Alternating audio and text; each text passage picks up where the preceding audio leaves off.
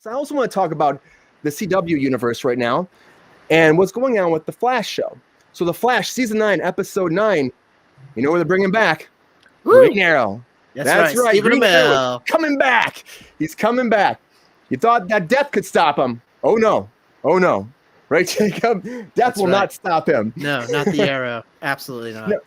Now, Jacob, you're a fan. You're a big fan of him, right? So what do you I think am. about this happening, that he's coming back? It's the Flash's last season, and they've done lots of crossovers, but are you happy he's coming back? Yeah, it's a poetic end because it's the Flash's finale. It's the series ending. Not the episode that he's going to be showing up in, but the season is the final season for Flash. And Stephen Amell's Arrow is the show that started it all. If it wasn't for the success of the first season of Arrow, we wouldn't have the really well done DC universe that's on the CW, which is something that the TV series have done really well. I know that there's issues with the cinematic universe, but the DC universe on TV with the CW is fantastic. And it's all thanks to Stephen Amell, the Arrow, the Flash, Black Lightning. Now you have Superman and Lois. Now you have Superman, Lois. You've got Batwoman. I mean, so many spinoffs, so many good things happening, and they're all exciting and fun to watch. Yeah, they're a little fun, a little cheesy, and very teen oriented, but they're also for the fans, for the comic nerds out there too. I think it's well done. I personally, in my humble opinion, really enjoy it, and I think it's very, very fitting that you have Stephen Amell coming back for the final season of Flash, because that's what started the Flash. You know, he appeared in, I believe it was the third or fourth season of Arrow. And then right after that episode, they started doing the whole show, The Flash, with Barry Allen. It was great.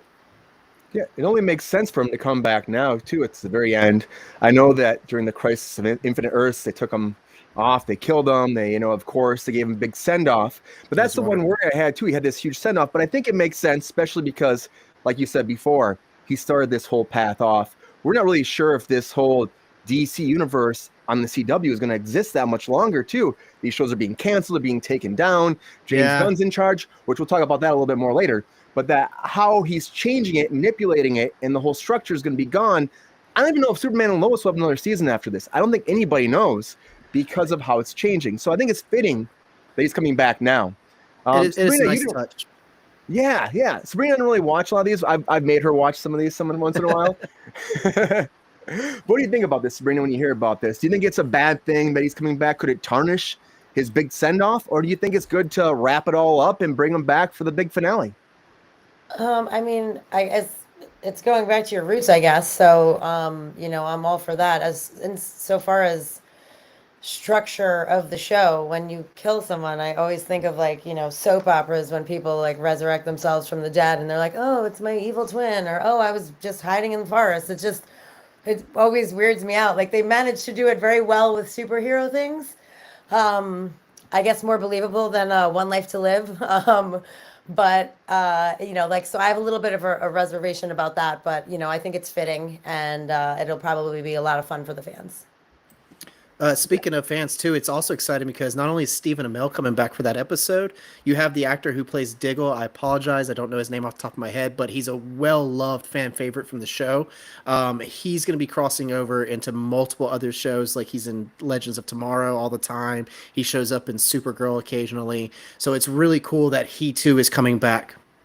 Yeah, it's great that they're doing this. Again, they do these big crossovers all the time, and I always love them the most because it is meshing the universes. The fact that they actually had the crossover and they had CW Flash and movie Flash, and they actually brought them together was really cool to have that moment too. It's like mixing the universes. It makes me wonder then the Flash movie maybe we'll actually have CW Flash come over to that too, because they are going to be doing a lot of crazy stuff in that movie. But they've done this well from the get-go. They even had the original Robin in the Crisis of Infinite Earths. They brought back Brandon Routh as Superman and actually did Kingdom Come, which I thought was very well done. Really cool. Had a lot of bad things happen with that first movie. It didn't go over like they thought it would. I didn't think bringing a kid into the equation worked too well. And I thought this gave him a good send-off. If not, to bring him back for more, because you never know in this universe now, especially James Gunn. Maybe he'll do it. And I hear he likes Kingdom Come. Well, Brandon Roth, he played the Superman from the failed 2000 movie. He also plays the Atom in Arrow and DC's Legends of Tomorrow. So he He's came great. back to the universe just as a different character. Different character. Yeah, but we'll see. We'll keep you updated as this goes, because again, we're not really sure what's going to happen with this CW universe right now because of the changes at Warner Brothers, because of the shifting of the guard to James Gunn, and a lot of it they don't want to do it. I think the whole CW thing is going to eventually be gone, but only time will tell.